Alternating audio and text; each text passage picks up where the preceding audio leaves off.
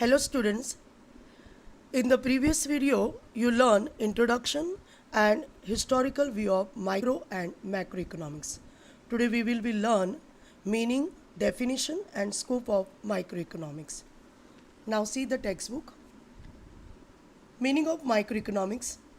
Micro means a small part of a thing. Microeconomics thus deals with the small parts of national economy.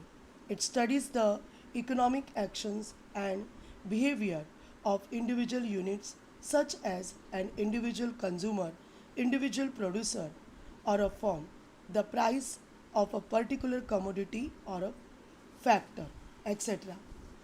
It means microeconomics, it is an important part of economics, so that micro means small part of a thing. It studies individual units such as individual consumer, individual producer or individual demand, individual income, etc. यानी micro economics में पूरी economy की स्टडी नहीं होती, तो economy में जो इंडिविजुअल यूनिट्स हैं उसकी स्टडी होती है. जैसे कि इंडिविजुअल इनकम यानी कि नेशनल इनकम की स्टडी नहीं होती है, तो इंडिविजुअल किसी एक के इनकम की स्टडी होती है. वैसे ही इंडिविजुअल डिमांड, इंडिविजुअल फॉर्म की स्टडी होती है. Okay, now see the definition. According to Maurice Dobb, microeconomics is in fact a microscopic study of the economy. यानी कि अकॉर्डिंग मॉरिस डॉब के अनुसार माइक्रो इकोनॉमिक्स ये जो है ये माइक्रोस्कोपी में जैसे स्मॉल पार्ट जो सेल की स्टडी होती है, इंडिविजुअल सेल की स्टडी होती है माइक्रोस्कोपी में, उसी प्रकार अर्थव्यवस्था में जो इंडिविजुअल यूनिट्स हैं जैसे individual consumer, individual price, individual demand या इंडिविजुअल प्रोडक्शन वगैरह, इसकी सूक्ष्म तरीके से जो डिटेल में निरीक्षण करने का शास्त्र होता है उसे ही माइक्रो इकोनॉमिक्स कहते हैं, ऐसे मॉरिस डॉब का कहना है. उसके बाद एपी लर्नर की डेफिनेशन देखो. Micro economics consist of looking at the economy through a microscope as it were to see how the millions of cells in the body of economy, the individuals or households as a consumers and individual or firms as a producers play their part in the working of the whole economic organism. AP learner के अनुसार उन्होंने अपने definition में microscope का उदाहरण देते हुए इस बात पर जोर दिया है कि पूरी इकोनॉमी की बारीकी से इंडिविजुअल अध्ययन करना ही सूक्ष्म अर्थशास्त्र हैं, जैसे कि individual house hold, individual producer etcetera. इसी दोनों की डेफिनेशन से माइक्रो इकोनॉमिक्स का यह बोध होता है कि इकोनॉमी की इंडिविजुअल यूनिट द्वारा अध्ययन करना ही माइक्रो इकोनॉमिक्स है. Now next topic, scope of micro economics. See, scope means what? Scope means range of micro economics, यानी माइक्रो इकोनॉमिक्स किस बात की स्टडी करता है या माइक्रो इकोनॉमिक्स में किसकी स्टडी होती है. आपके टेक्स्ट बुक में यह एक ट्री डायग्राम दिया हुआ है, उस पर 3 टाइप्स के माइक्रो इकोनॉमिक्स की स्टडी होती है, 3 प्रकार से. देखो पेज नंबर 2 पे. Theory of product pricing, theory of factor pricing, theory of economic welfare, efficiency in production, efficiency in consumption, and overall economic efficiency. Now see the first, the theory of product pricing. The price of an individual commodity is determined by the market forces of demand and supply. Microeconomics is concerned with demand analysis. Example, individual consumer behavior, and supply analysis, example individual producer behavior. Means theory of product pricing explain how the relative prices of commodities are determined, like cotton, cloth, rice, dal, sugar, car, bicycle, etc. Price of commodity depends upon the forces of demand and supply. Therefore, analysis of demand and supply side is necessary. यानी market में price निश्चित होती है वो दो कारणों से, जैसे कि सप्लाई से और डिमांड से। इसीलिए ये दोनों फैक्टर प्राइस को डिटर्मिनेट करने के लिए महत्वपूर्ण होते हैं। Study of demand side covers the analysis of consumer behaviour, यानी कि डिमांड फोर्स जो होता है वो कंज्यूमर के बिहेवियर पर डिपेंड होता है। And study of supply side covers analysis of conditions of production, cost and behaviour of firm and industry.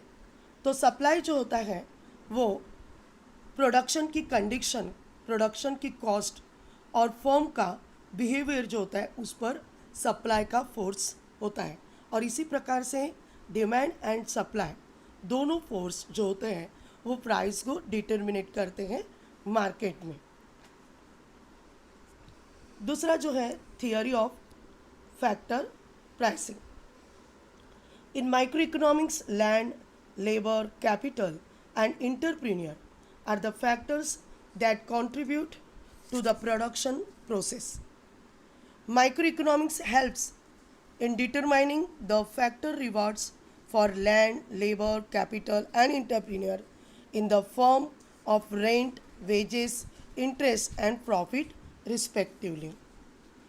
Yani it means theory of distribution explain how wages means price for the use of labor, rent payment for the use of land, interest price for the use of capital, profit the reward for the entrepreneur are determined. So factor prices भी जो है वो determined जो होती है वो इस प्रकार से होती हैं कि माइक्रो इकोनॉमिक्स में इंडिविजुअल स्टडी करके उसकी प्राइस डिटर्मिनेंट्स होती हैं, जैसे कि रेंट, कैपिटल का interest, then profit, etc. Now third, theory of economic welfare. Theory of welfare basically deals with efficiency in the allocation of resources. Efficiency in the allocation of resources is attained when it results in maximization of satisfaction of the people. Economic efficiency involves three efficiencies. Now see students, efficiency means what? Efficiency means without wasting energy. जो उपलब्ध resources हैं यानी कि allocated resources उनका पर्याप्त उपयोग करके ज़्यादा से ज़्यादा लोगों को जो इकोनॉमी में रहते हैं उनको समाधान मिलना चाहिए, उसे इकोनॉमिक वेलफेयर कहा जाता है। और ये इकोनॉमिक इफ़िशेंसी तीन प्रकार की होती है, जैसे कि efficiency in production. Efficiency in production means producing maximum possible amount of goods and services from the given amount of resources. यानी इफ़िशेंसी इन प्रोडक्शन इसका मतलब ये होता है कि जो भी उपलब्ध रिसोर्सेस हैं इकोनॉमी में, उनका जो भी दिए गए रिसोर्सेस है वो कम रिसोर्सेस में भी उनका इस्तेमाल करके ज़्यादा से ज़्यादा अच्छा प्रोडक्शन यानी कि ज़्यादा प्रोडक्शन करके इफ़िशेंसी इन प्रोडक्शन करना होता है। उसी प्रकार से efficiency in consumption. Efficiency in consumption means distribution of produce goods and services among the people for consumption in such a way as to maximize total satisfaction of the society. It means in such a way to maximize total satisfaction of society. इसका मतलब जो production है उसको इस प्रकार से economy में distribute करना है कि जिससे ज़्यादा से ज़्यादा लोगों को सेटिस्फैक्शन मिले। Then third, overall economic efficiency. It means the production of those goods which are most desired by the people.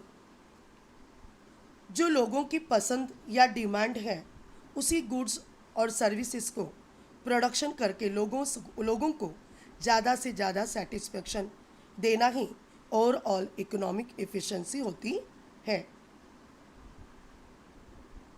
देखो, micro economics theory shows under what condition this efficiencies are achieve.